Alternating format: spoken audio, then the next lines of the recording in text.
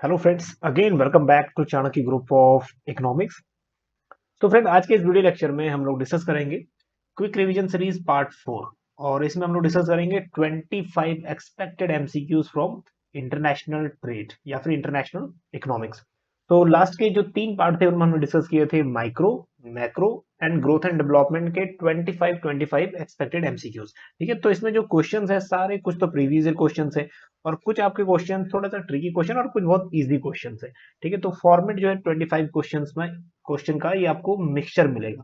ठीक, तो ये वाला जो अभी वीडियो है इसको अगर कोई आपके पास ग्रुप है जिसमें और भी बच्चों का फायदा हो सकता है तो उसमें भी पोस्ट कर दीजिए ताकि और भी बच्चे आगे फटाफट जुड़ जाएं।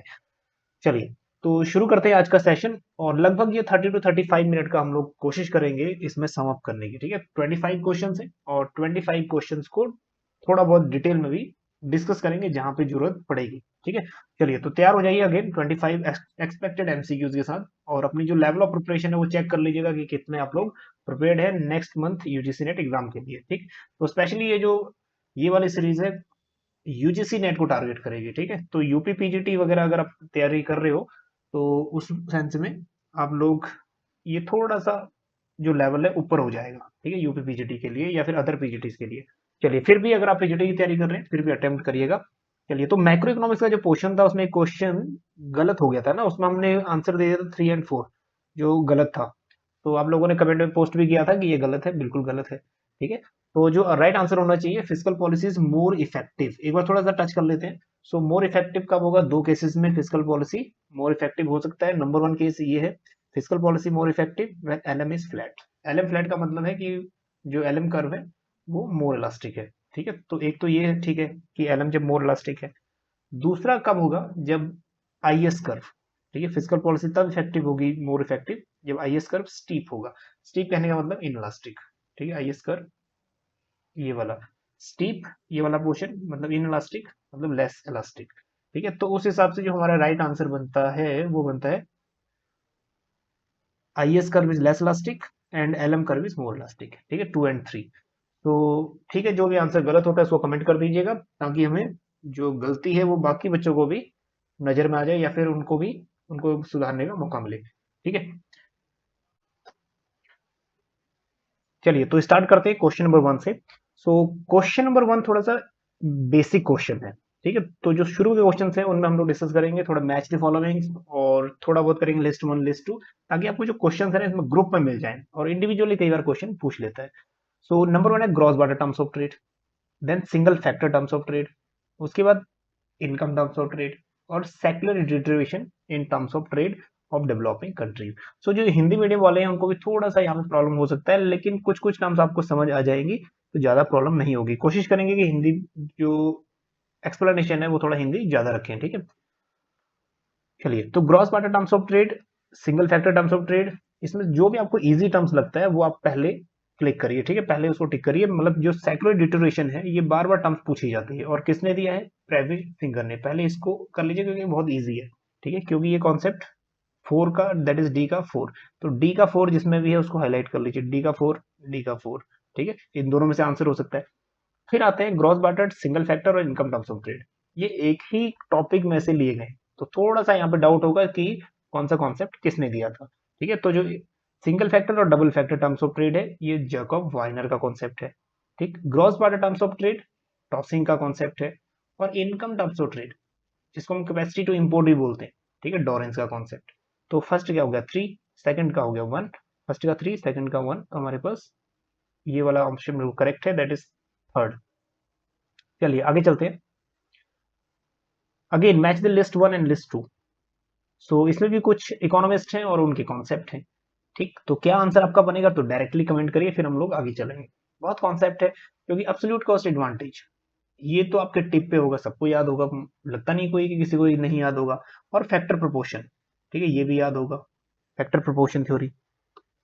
सो चलिए जो राइट आंसर है उसकी तरफ चलते हैं। जो सबसे इजी है पहले उसको मैच करिए। ठीक है, तो फोर्थ का जो है 3 है, फोर्थ का 3, इन दोनों में से आंसर निकल सकता है। अब चलते हैं आगे। हेक्सचर ओलिन का आपने कॉन्सेप्ट बहुत बार किया है, Heckscher and Ohlin, so that is factor proportion. ठीक, तो थर्ड का फोर्थ, तो हमारे पास ये आंसर बिल्कुल बन गया है।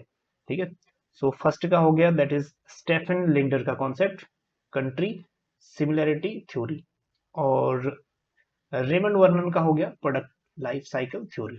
ठीक, तो जो 3 है ऑप्शन बिल्कुल करेक्ट है। और पीडीएफ डाउनलोड कर लीजिएगा, इसमें भी थोड़ा सा आपको इनकी जो डेट्स वगैरह है ये भी आपको मिल जाएगी। क्रोनोलॉजी सेट करने के लिए आपकी ये जो कॉन्सेप्ट है क्रोनोलॉजिकल भी सेट कर लीजिएगा, ठीक है, तो उसके लिए भी थोड़ा सा इंपॉर्टेंट है। और प्रोडक्ट लाइफ साइकिल थ्योरी, ठीक है, रेमंड वर्नन की 1966। और उसके बाद एडम स्मिथ की थ्योरी तो पता ही है 1776, और एचओ थ्योरी 1920s में आई थी।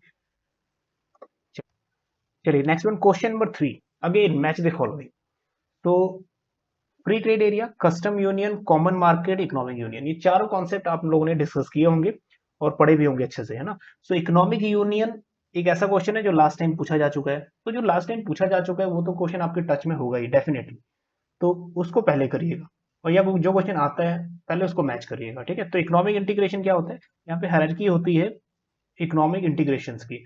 तो इकोनॉमिक इंटीग्रेशन शुरू होता है प्रेफरेंशियल ट्रेड एरिया से, तो खत्म होता है लास्ट में इकोनॉमिक यूनियन के ऊपर, ठीक है। तो एडवांस जो फॉर्म है इंटीग्रेशन का वो है आपका इकोनॉमिक यूनियन, और ये आ भी चुका है पीछे, तो इसको सेट करो, दैट इज डी का 4, ठीक है। तो डी का 4 यहाँ भी है और डी का 4 यहाँ भी, तो दोनों आंसर हमारा 1 एंड 3 में से निकल सकता है। चलिए आगे चलते हैं। Free trade area, common union, common market, इन तीनों में थोड़ा थोड़ा सा डिफरेंट है, ठीक है, थोड़ा थोड़ा सा डिफरेंस है। फ्री ट्रेड एरिया और कस्टम यूनियन, देखो फ्री ट्रेड एरिया में क्या है, जितना भी नॉन मेंबर नेशंस हैं उनके साथ फ्री ट्रेड है, और सिर्फ फर्क इतना होता है कि ये जितने भी नेशंस हैं वो सेल्फ डिसीजन लेते हैं, मतलब हमें नॉन मेंबर के साथ क्या रेट तय करना है टैरिफ का, ये सेल्फ कंट्री डिसाइड करती है। लेकिन जब आप कस्टम यूनियन में जाओगे, कस्टम यूनियन में जो अदर नेशन, मतलब जो आपके मेंबर नेशन है जो इम्पोज कर रहे हैं वही आपको भी इम्पोज करना पड़ेगा रेट, ठीक है। तो ये कस्टम यूनियन डिपेंड करेगा कि आपका जो अदर जो मेंबर नेशन है जो वो कर रहे हैं वही आपको भी करना पड़ेगा, ठीक है। तो ये डिपेंड हो गया थोड़ा सा अदर नेशन पे भी, अदर मेंबर नेशन पे भी। चलिए, कॉमन मार्केट है ऐसी मार्केट है जहां पे लेबर एंड कैपिटल का मूवमेंट होता है, मतलब फैक्टर्स ऑफ प्रोडक्शन का होता है, दैट इज फैक्टर मूवमेंट। तो हमारे पास सी का फर्स्ट आ गया, ठीक है। और फ्री ट्रेड एरिया का trade is free, no custom union, and custom union का no custom duties on non members. तो आई थिंक आपका जो आंसर है निकल गया होगा, फर्स्ट का 2, सेकंड का 3, फर्स्ट का 2, सेकंड का 3, देन फर्स्ट एंड देन 4। तो इसमें भी जो थर्ड ऑप्शन है बिल्कुल करेक्ट है।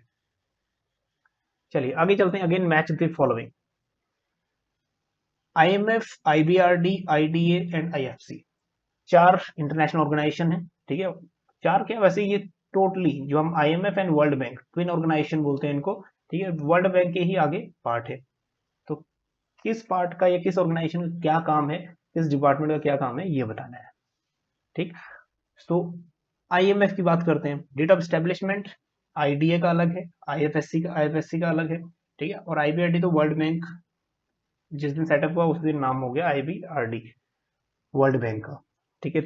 So IMF and world bank twin organisation. तो आईडी कब सेटअप हुआ था, अगर याद है थोड़ा सा कमेंट करेंगे। और आईएफसी इंटरनेशनल फाइनेंस कॉर्पोरेशन कब सेटअप हुआ था, अगर याद है तो कमेंट कर देंगे, ठीक है। चलिए, तो आईएमएफ लोन प्रोवाइड करता है अगर किसी कंट्री के बीओपी इम्बैलेंसेस हैं उसको करेक्ट करने के लिए, ठीक है। तो बैलेंस ऑफ पेमेंट प्रॉब्लम है तो आईएमएफ लोन प्रोवाइड करता है। उसके बाद आईबीआरडी, ठीक, इसका नाम ही यही है, international bank for reconstruction and development, ठीक है। सोशियो इकोनॉमिक इंफ्रास्ट्रक्चर को इंप्रूव करना है तो आईबीआरडी लोन प्रोवाइड करेगा। आईडीए, ठीक, अगर इंटरनेशनल डेवलपमेंट एसोसिएशन प्रोवाइड कर रहा है तो ये प्रोवाइड करेगा सॉफ्ट लोन, ठीक है। सॉफ्ट लोन वो होते हैं जिसमें रेट ऑफ इंटरेस्ट कम होता है, soft loan to poor countries. IFSC, I IFC अगर प्रोवाइड कर रहा है तो वो कर रहा है प्राइवेट सेक्टर को, ठीक। तो हमारे पास आंसर निकल आएंगे, IMF BOP that is second, उसके बाद सेकंड जो बी है उसका हो गया 4, ठीक है। तो फर्स्ट का हो गया दैट इज 2, उसके बाद बी का 4 एंड सी का 3 एंड डी का 1, ठीक है। तो जिसका भी आंसर 4 है बिल्कुल करेक्ट है। Now next question number 5, arrange the following theories of international trade in chronological order. तो ये प्रीवियस ईयर का क्वेश्चन है, आई होप कि आप लोग इसको बहुत जल्दी सॉल्व कर लोगे, ठीक है। तो 4 थ्योरीज हैं, अपॉर्चुनिटी कॉस्ट थ्योरी, आगे यही हम लोग डिस्कस करेंगे कि किसने ये कॉन्सेप्ट दिए हैं। Theory of comparative cost, factor price equalisation and theory of absolute cost. ये बात बिल्कुल श्योर है, 100% ये मान के चलो कि 100% ये मान के चलो कि यहाँ से एक दो क्वेश्चन श्योर बनेगा ही बनेगा, ठीक है। तो इन थ्योरीज में से ज्यादा वास्ट नहीं पूछता, थ्योरीज किसने दी है, कब सेटअप हुई थी, इस टाइप के क्वेश्चन यहाँ से पूछ लेता है। तो जो सबसे पुरानी थ्योरी है पहले उसको सेट करो, ठीक है। तो आपको पता है 1776 के आसपास बुक आई थी वेल्थ ऑफ नेशन, ठीक है, absolute cost advantage, Adam Smith की। तो सबसे ओल्डेस्ट तो ये होगी, ठीक। तो हमारा सबसे पुराना कौन हो गया, डी। तो इसमें जो डी है वहां से आंसर निकलेगा 1 या फिर 4। उसके बाद जो कंपैरेटिव कॉस्ट, रिकार्डो का जो कॉन्सेप्ट है वो, ठीक है, कंपैरेटिव कॉस्ट, ठीक। तो रिकार्डो अगर हम लोग रफली टाइम माने तो 1820 तक भी अगर माने रफली टाइम, तो ये हो गया सेकंड, ठीक है। फिर उसके बाद नेक्स्ट आ गया अपॉर्चुनिटी कॉस्ट, ठीक है, हैवर्लर।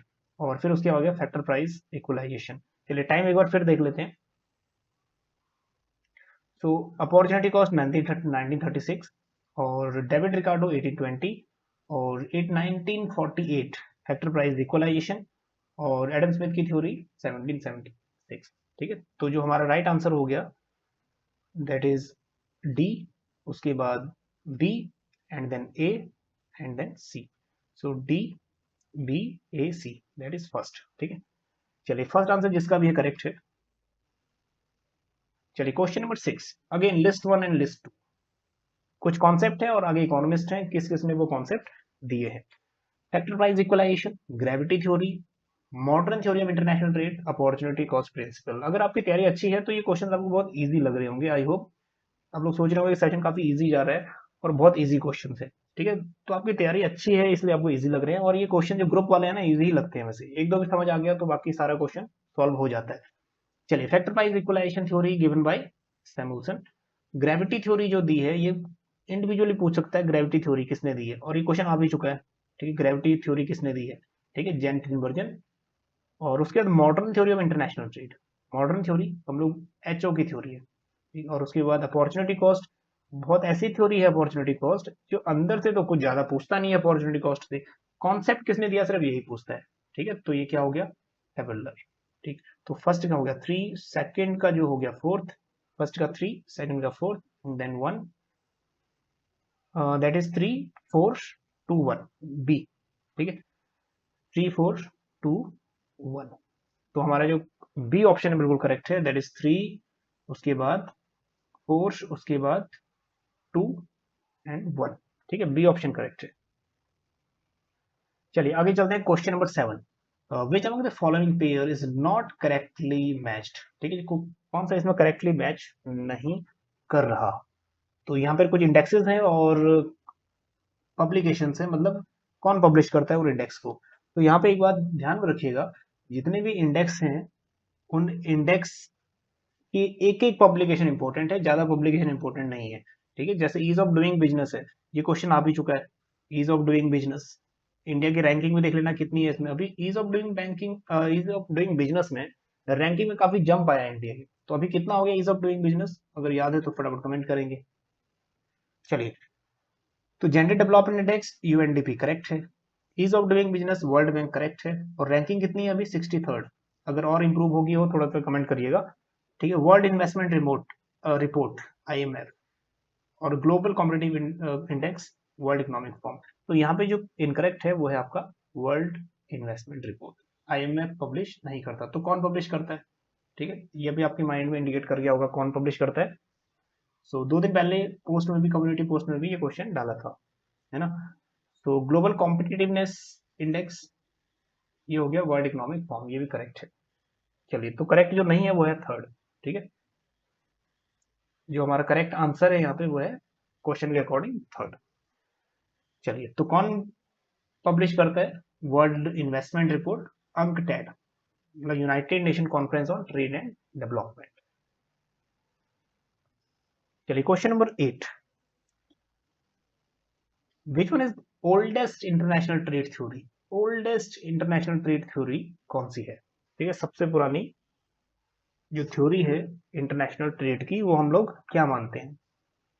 सो अगर इंटरनेशनल ट्रेड की आपने बुक अच्छे से स्टडी की हो तो इंटरनेशनल ट्रेड का जो कॉन्सेप्ट शुरू हो जाता है वो कहां से होता है, करेक्ट, समझ गए होंगे, मर्केंटलिज्म से ही शुरू हो जाता है इंटरनेशनल ट्रेड का सफर शुरू, ठीक है। फिर उसके बाद एब्सोल्यूट कॉस्ट थ्योरी आती है, फिर कंपैरेटिव आता है, फिर मॉडर्न इंटरनेशनल थ्योरीज आती हैं, ठीक है। तो मर्केंटलिज्म से ही शुरू हो जाता है सफर इंटरनेशनल ट्रेड का, ठीक। तो करेक्ट आंसर इसमें है डी। अब होता क्या है, ये 16th और 18th सेंचुरी तक ये एक्टिव है। फिर उसके बाद 18th सेंचुरी के लास्ट में, आपको पता है 18th सेंचुरी के लास्ट में मतलब 1776 में, ठीक है, वेल्थ ऑफ नेशन आई। फिर उसके बाद एब्सोल्यूट कॉस्ट एडवांटेज या फिर जो क्लासिकल इकोनॉमिस्ट थे उनकी थ्योरीज आनी शुरू हो गई थी, ठीक। तो 16 टू 18th जो सेंचुरी मानी जाती है मर्केंटलिज्म, ठीक। अब ये किसके ऊपर बेस्ड होती थी? It was based on the idea that nations' wealth and power were best served by increasing export. जितना एक्सपोर्ट बढ़ेगा उतना ही आपका जो वेल्थ क्रिएशन है वो भी बढ़ेगा, ठीक है।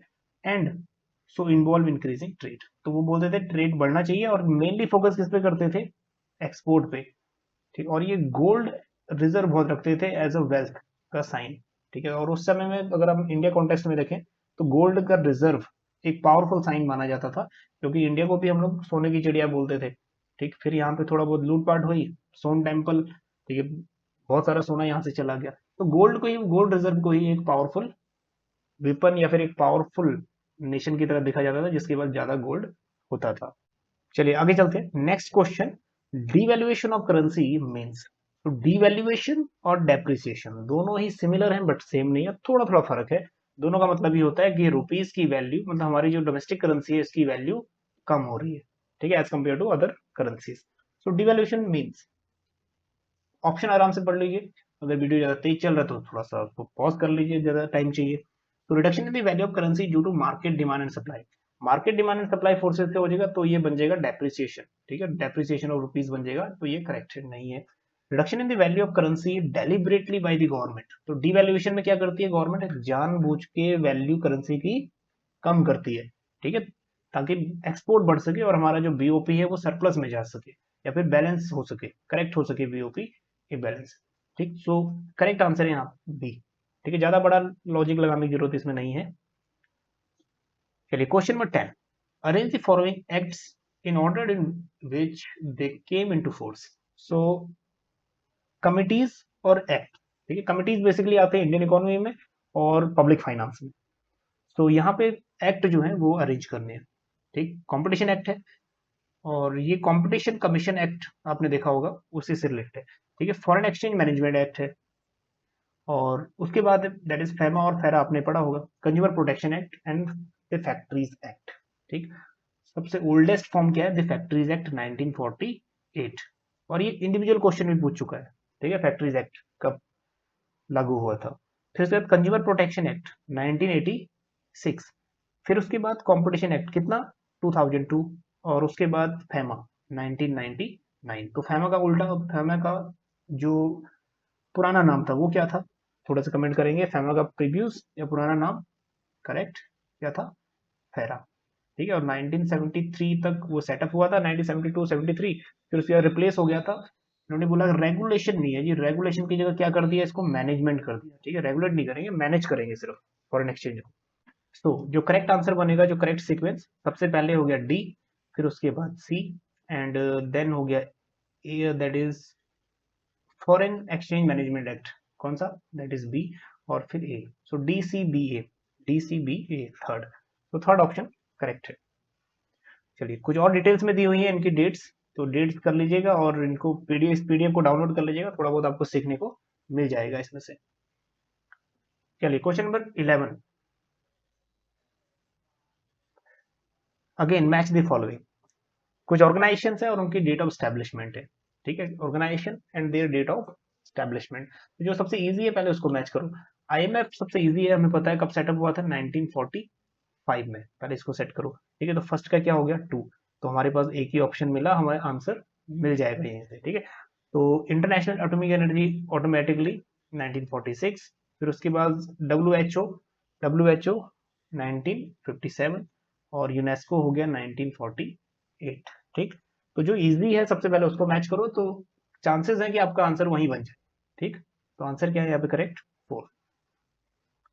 चलिए क्वेश्चन नंबर 12, अगेन कौन सा क्वेश्चन है? प्रीवियस ईयर क्वेश्चन है, हाँ मैक्रो का क्वेश्चन है, लेकिन इंटरनेशनल ट्रेड में बीओपी तो यूज होता ही है। चलिए with reference to BOP which of the following constitute the current account. तो करेंट अकाउंट और कैपिटल अकाउंट के कंपोनेंट्स आपने अच्छे से पढ़े होंगे, तो कौन कौन सा इसमें करंट अकाउंट में ऐड होगा? ठीक है, balance of trade, foreign assets, balance of individuals and special drawing rights. ठीक है, चलिए राइट आंसर की तरफ चलते हैं। तो जो बैलेंस ऑफ जो करंट अकाउंट है, बेसिकली इसमें दो चीजें आती हैं। एक आता है इसमें that is export and import of goods, और दूसरी चीज आती है इसमें export and import of services. ठीक है, जो मेनली होती है, फिर यूनिलेटरल ट्रांसफर्स वगैरह, ठीक, करंट अकाउंट में। तो export and import of goods और सर्विसेज ये इंपॉर्टेंट है। तो बैलेंस ऑफ ट्रेड में ये दोनों ही आती है, एक्सपोर्ट एंड इंपोर्ट दोनों ही आते हैं बैलेंस ऑफ ट्रेड में। ठीक है, जो विजिबल्स होते हैं, तो ये करेक्ट है। नेक्स्ट है फॉरेन असेट्स। असेट्स पार्ट है आपका कैपिटल अकाउंट का, तो ये नहीं है। बैलेंस ऑफ इनविजिबल्स, इनविजिबल्स कहाँ आते हैं? सर्विसेज में। ठीक है, तो ये भी पार्ट है करंट अकाउंट का। फिर स्पेशल ड्रॉइंग राइट्स। अब जो एसडीआर है, ठीक है, एसडीआर कब सेटअप हुए थे या कब लॉन्च हुए थे? शुरू कब हुए थे? 1969। ठीक है, एसडीआर। तो इनमें एसडीआर में कितना कोटा इंडिया का, ये भी थोड़ा सा याद कर लीजिएगा। तो एसडीआर जो है, इसको हम बोलते हैं पेपर गोल्ड। तो पेपर गोल्ड जो ये है, ये अपने आप में ही एक असेट्स है। ठीक है, तो ये इसमें हम लोग इसीलिए इसको करंट अकाउंट में ऐड नहीं करते। तो करंट अकाउंट में जो ऐड करते हैं यहाँ पे बैलेंस ऑफ ट्रेड और बैलेंस ऑफ इनविजिबल। ठीक है, अकॉर्डिंग टू क्वेश्चन। तो हमारा फर्स्ट एंड थ्री जो है बिल्कुल करेक्ट है, दैट इज थर्ड वन। चलिए आगे चलते हैं, question number 13। An area where all barriers removed among members, but each nations impose same barriers on non-member is called। ठीक है, तो अब पहले स्लाइड में हमने डिस्कस किया था कि जितने भी ये यूनियंस हैं या फिर जितने भी इंटीग्रेशंस हैं, ये थोड़ा थोड़ा इनमें फर्क है। ठीक है, तो थोड़ा थोड़ा फर्क है। तो यहाँ पे पूछ रहा है सेम बैरियर, जो नॉन मेंबर कंट्रीज के साथ है वो सेम। ठीक है, each nation impose same barrier impose कर रहे हैं। ठीक है, तो और अगर सेल्फ डिसीजन लेगा तो अलग अलग बैरियर्स इम्पोज होगा। ठीक है, अगर मिलजुल के एक साथ सेम बैरियर, अगर मिलजुल के बैरियर खड़ा करेंगे या फिर बैरियर इम्पोज करेंगे तो वो सेम बैरियर होगा। तो सेम बैरियर किस में होता है? कस्टम यूनियन में। ठीक, तो A1 जो है बिल्कुल करेक्ट है। चलिए अब थोड़ा सा डिटेल में भी देख लेते हैं इसको। कस्टम यूनियन, तो कस्टम यूनियन में क्या होता है? ये फ्री ट्रेड एरिया की तरह ही है, लेकिन सिर्फ डिफरेंस इतना है कि मेंबर कंट्रीज इंपोज करते हैं same tariff on non member countries. ठीक है, ये वाला डिफरेंस है बस, बाकी कॉन्सेप्ट फ्री ट्रेड एरिया की तरह ही है। और फ्री ट्रेड एरिया में ना सिर्फ ये हो जाता है सेम की जगह डिफरेंट, क्योंकि जितने भी नेशंस हैं वो डिफरेंट नॉन मेंबर के साथ different different tariff policy adopt करते हैं। ठीक है, डिफरेंट टैरिफ रेट्स। चलिए question number 14। Which of the following is not a part of WTO agreement on agriculture? ठीक, तो यहाँ पे एम्बर बॉक्स और उसके बाद जो ग्रीन बॉक्स, वो वाले जो बॉक्सेस हैं WTO के, वो भी कर लेना, थोड़ा सा इंपॉर्टेंट बन जाता है। तो कौन सा इसमें से WTO एग्रीकल्चर एग्रीमेंट का पार्ट नहीं है? ठीक है, वो चलिए शुरू करते हैं। एक्सपोर्ट सब्सिडीज कुछ हद तक दे सकते हो एक्सपोर्ट सब्सिडीज, लेकिन जो सब्सिडीज होती है ना, ये WTO के अकॉर्डिंग हार्मफुल है, क्योंकि ये डिस्टॉर्ट करती है, ट्रेड को खत्म कर देती है। सो सब्सिडी इतना ज्यादा दे दोगे तो दूसरा जो नेशन है जो बिना सब्सिडी के, वो फिर डिप्रेस हो जाएगा। ठीक, तो सबसे एक्सपोर्ट सब्सिडीज तो स्पेशल ऑप्शन है। ठीक है, दे सकते हैं थोड़ा बहुत। डोमेस्टिक सपोर्ट बिल्कुल है, मार्केट एक्सेस भी है, लेकिन इनपुट सब्सिडीज इसमें इंक्लूड नहीं है। ठीक है, तो जो करेक्ट आंसर है 1। चलिए थोड़ा और डिटेल में देख लेते हैं। सो WTO agreement, that is agriculture agreement के अकॉर्डिंग मार्केट एक्सेस दे सकते हो। ठीक है, डोमेस्टिक सपोर्ट दे सकते हो, और एक्सपोर्ट कंपटीशन, मतलब कंपटीशन के लिए एक्सपोर्ट सब्सिडीज दे सकते हो। ठीक है, ये तीन चीजें हैं, बल्कि जो गायब है या जो नहीं है वो कौन सा नहीं है? Input subsidies. चलिए question number 15। As per TRIPS, trade related intellectual property जो राइट्स हैं उसके according, a patent is valid for years from the date of filing of patent। ठीक है, तो मतलब पेटेंट की जो लाइफ है वो कितनी है, ये पूछ रहा है, पेटेंट की लाइफ। वैसे ही कॉपीराइट की, इसके अकॉर्डिंग कॉपीराइट की लिमिट भी है। ठीक है, तो पेटेंट की जो लाइफ है वो कितनी है, कितने टाइम तक वैलिड रहता है पेटेंट? चलिए करेक्ट आंसर जो है 20 ईयर्स। ठीक है, 20 ईयर्स तक के लिए। अब देखो कि जो बाकी चीजें हैं, कॉपीराइट है, पेटेंट है, ट्रेडमार्क है, ट्रेडमार्क कितने ईयर के लिए होता है यहाँ पे मेंशन नहीं है, वैसे आप लोग कमेंट कर लीजिएगा अगर आप याद है। कॉपीराइट तो यहाँ पे 50 ईयर्स के लिए। ठीक है, ज्योग्राफिकल इंडिकेशन भी इसके अंदर आता है, लेकिन वो भी यहाँ मिसिंग है। और इंडस्ट्रियल डिजाइन कितना 10 ईयर्स के लिए, ठीक। और ट्रेडमार्क कितना ना, दैट इज पेटेंट कितना 20 ईयर्स, ठीक।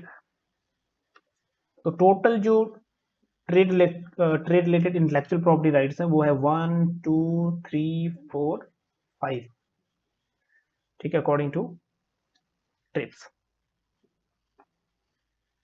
चलिए next question number 16, trade indifference curve can be derived with the help of. Trade indifference curve किसकी मदद से फॉर्म आउट हो सकता है या बन सकता है ट्रेड इंडिफरेंस कर्व, ठीक। तो ट्रेड इंडिफरेंस कर्व अगर आपने स्टडी की है तो आपका इजीली आंसर बन जाएगा। एक क्वेश्चन ये भी आ चुका है कि indifference curve that is trade indifference curve given by Hume, ठीक है, किसने दिया है कॉन्सेप्ट। चलिए, तो दो इकोनॉमिस्ट इसमें जुड़े हुए हैं, लियोन्टिफ एंड लर्नर, ठीक है।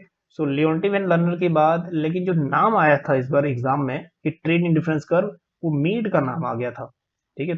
तो मीड का नाम आ गया था कि किसने कॉन्सेप्ट दिया, मीड ने। तो ये बात चेक कर लीजिएगा, ओरिजिन, ठीक है, शायद ओरिजिन तो नहीं पूछा था, लेकिन जो लियोन्टिफ और लर्नर ने इसको एक्सप्लेन किया था, लेकिन क्वेश्चन यूजीसी ने इसको मीड से ही किया था। चलिए, तो trade influence curve can be derive with help of, एक तो पीपीसी से हम लोग डिराइव आउट कर सकते हैं, और दूसरा जो यूज होता है कम्युनिटी इंडिफरेंस कर्व, ठीक है, ये दो चीजें, तो पीपीसी और कम्युनिटी इंडिफरेंस कर्व, ठीक है, ए और बी, जो सेकंड है बिल्कुल करेक्ट है, ठीक। So trade indifference curve can be derived with the help of production possibility curve and community indifference curve. चलिए, तो यहाँ पे आपको पता लग जाएगा in the position of equilibrium the slope of some community indifference curve, ठीक है, community indifference curve और slope of PPC should be equal to each other। चलिए, question number 17, factor endowment theory is also known age factor endowment theory, ठीक है, याद आ गया होगा, HO की थ्योरी है, हेक्सचर रोलिन की थ्योरी, ठीक है, इसको हम लोग किस नाम से जानते हैं। चलिए, राइट आंसर की तरफ चलते हैं। क्लासिकल की थ्योरी तो नहीं बोलेंगे, ठीक है, रेसिप्रोकल की थ्योरी भी नहीं बोलेंगे क्योंकि किसने दिया है, जीएस मिल ने दिया है। तो बचा क्या हमारे पास, modern theory of international trade, बिल्कुल करेक्ट है, और factor proportions theory of international trade, ये भी करेक्ट है, ठीक है, फर्स्ट एंड फोर्थ, तो थर्ड ऑप्शन बिल्कुल करेक्ट है। चलिए, question number 18, the term euro currency market refer to. अब एक क्वेश्चन यूरो करेंसी से भी लगभग लगभग कई बार पूछ लेता है, ठीक है, यूरो करेंसी मार्केट से। तो euro currency, what do you mean by euro currency.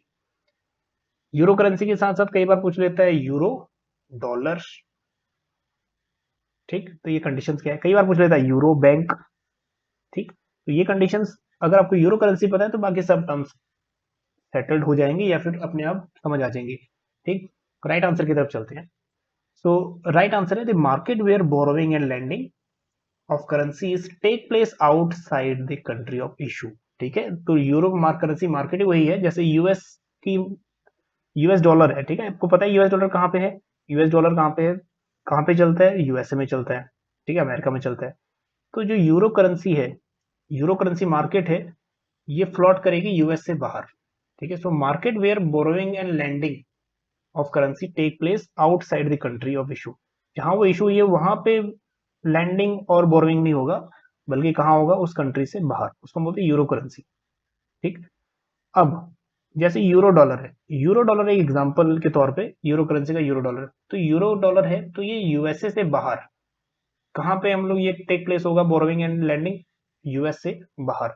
तो वैसे ही अगर एक यूरो यूरो बैंक है तो मतलब वो बैंक कहाँ ऑपरेट करेगा, उस कंट्री से बाहर, ठीक। तो और अगर यूरो बैंक है कोई, उसको एक ये भी एक स्पेशल फीचर है, अगर कोई यूरो बैंक है तो यूरो बैंक उस करेंसी में डील नहीं करेगा जिस कंट्री में वो अभी है। जैसे इंडिया में मान लो एक यूरो बैंक है, ठीक है, यूरो बैंक, तो वो इंडियन करेंसी में डील नहीं करेगा, ठीक, अदर करेंसीज में डील करेगा, ठीक। तो इसकी जो प्रॉपर्टीज है वो भी अच्छे से पढ़ लीजिएगा, ठीक। तो थोड़ा सा और डिटेल में कर लेते हैं इसको। तो euro currency market is the money market for the currency outside the country where it is legal tender, ठीक है, उस कंट्री से बाहर फ्लॉट हो रही है। सो जैसे एग्जांपल है यहाँ पे euro dollar is a means of US dollar deposited in bank, कहाँ डिपॉजिट हो रहा है, बैंक में, लेकिन वो बैंक कहाँ है, outside the United State, including the foreign branches of US bank, चलिए question number 19, a sudden shift from the import tariff to free trade. पहले क्या हो रहा था, import tariff, previous year question है ये। पहले क्या हो रहा था, इंपोर्ट टैरिफ इंपोज हो रहा था, अब फ्री ट्रेड कर दिया है। अब फ्री ट्रेड का हमेशा फायदा नहीं होता, बहुत ज्यादा नुकसान भी है इसके। ठीक, तो पहले इंपोर्ट टैरिफ इंपोज हो रहा था, अभी फ्री ट्रेड हो गया। इट में इंड्यूस शॉर्ट टर्म अनएम्प्लॉयड, तो अनएम्प्लॉयमेंट किस में बढ़ेगा, थोड़ा सा सोचिए। टैरिफ कम करने से, जो इंपोर्ट टैरिफ कम कर दोगे तो प्राइस क्या हो जाएगा उस कमोडिटी का, कम हो जाएगा। लोगों के लिए डिमांड क्या हो जाएगी, बढ़ जाएगी। जैसे अभी किया जियोमी कंपनी है, ठीक है, एमआई ने प्राइस कम कर दिया, डिमांड उसकी एकदम से बढ़ गई।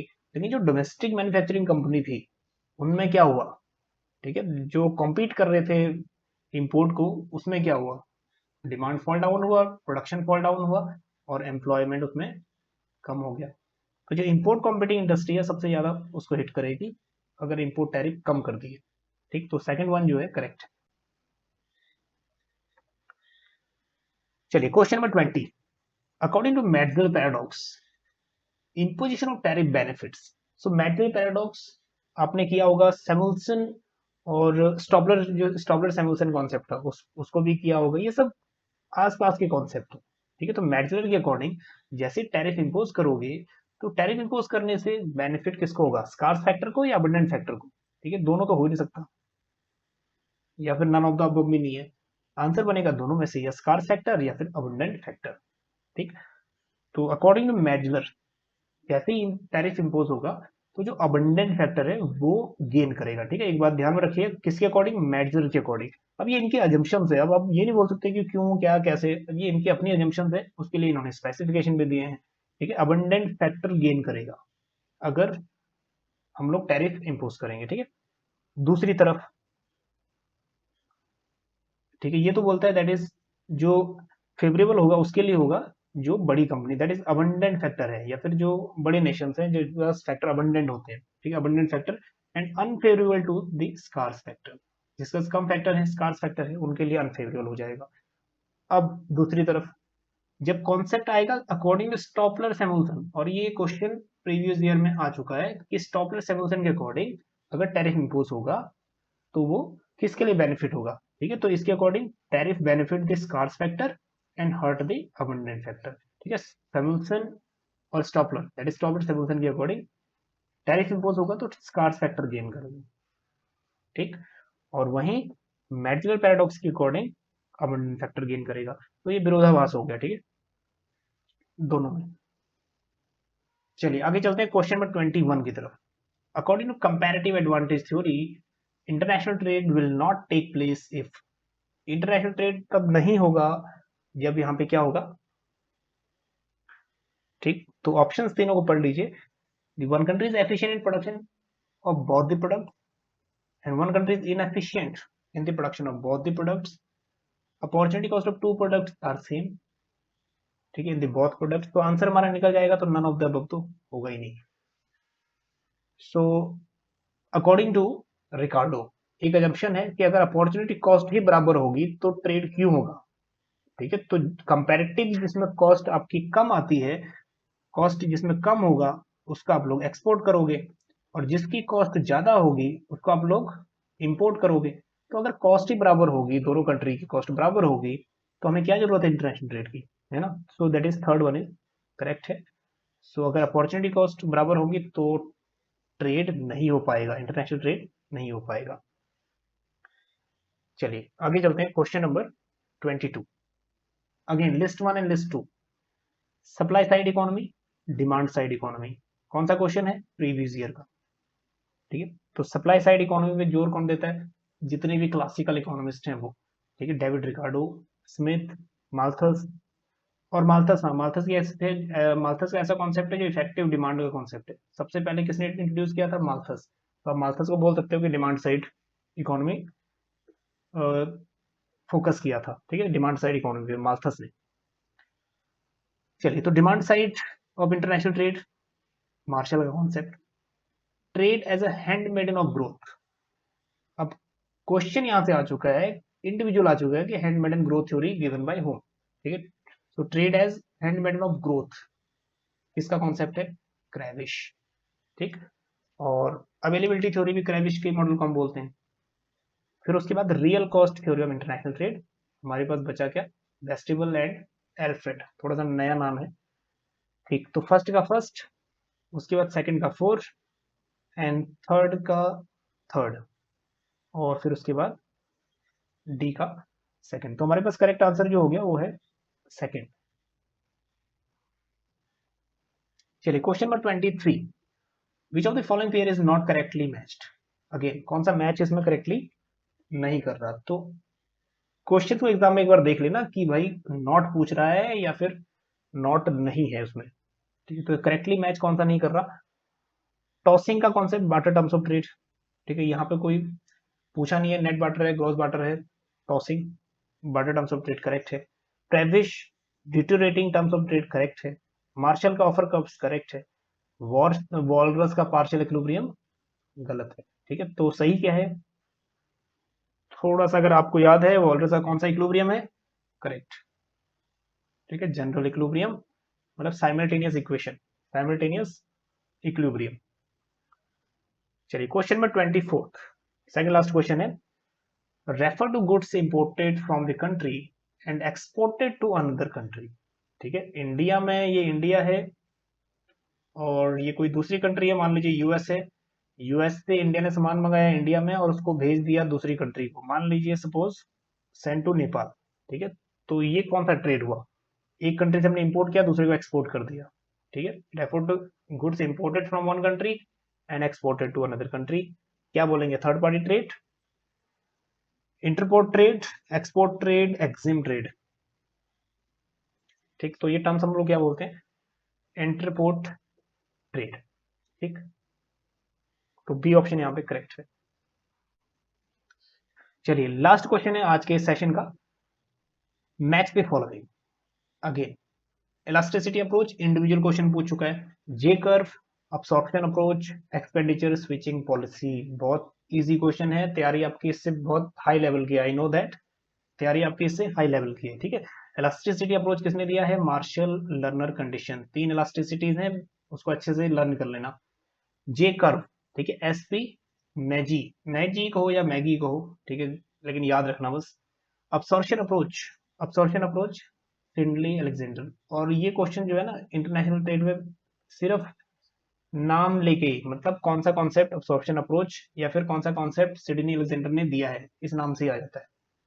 एक्सपेंडिचर स्विचिंग पॉलिसी, ठीक है, जॉनसन। चलिए हमारे पास सेट हो गया सारा कुछ। इलास्टिसिटी अप्रोच 3, फर्स्ट का 3, दूसरे का 1, फर्स्ट का 3, दूसरे का 1, and then second and then 4। ठीक है, तो सेकंड ऑप्शन है बिल्कुल करेक्ट है। चलिए, तो आई होप कि 25 क्वेश्चंस में से आपके सभी क्वेश्चंस लगभग रेंज में होंगे। ठीक है, तो कितने आपके 25 में से क्वेश्चंस ऑनेस्टली ठीक बनते हैं ये थोड़ा सा कमेंट करिएगा और देख लीजिए कि आपकी तैयारी कितनी चली है। ठीक है, 35 से 40 मिनट का सेशन चला गया होगा आई थिंक। चलिए मिलते हैं अब आपको नेक्स्ट लेक्चर में। ठीक है, अपना जो टाइम है उसको अच्छे से यूटिलाइज करिए, नेक्स्ट टाइम डेफिनेटली जेआरएफ तो आप लोग क्वालिफाई करोगे ही करोगे। ठीक है, अगर आप में इतना पेशेंस है कि आपने इतना सेशन देखा है ये, तो मान के ये चलो कि आप में पेशेंस जबरदस्त है और जेआरएफ आपका कोई रोक नहीं सकता। ठीक है, कंसिस्टेंट रखिए। मिलते हैं अब आपको नेक्स्ट पार्ट 5 के साथ। ठीक है, पार्ट 5 हो जाएगा मतलब पब्लिक फाइनेंस के साथ। चलिए बने रहिए चाणक्य ग्रुप ऑफ इकोनॉमिक्स के साथ। Thank you so much.